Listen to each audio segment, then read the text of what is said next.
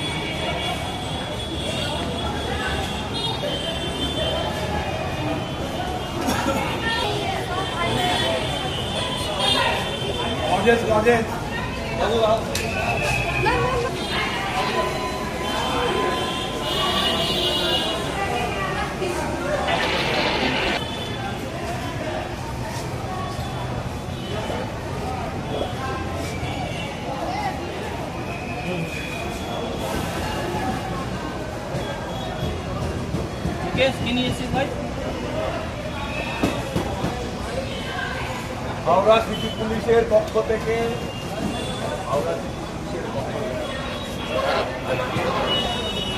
রাখি বন্ধন উৎসব চলছে।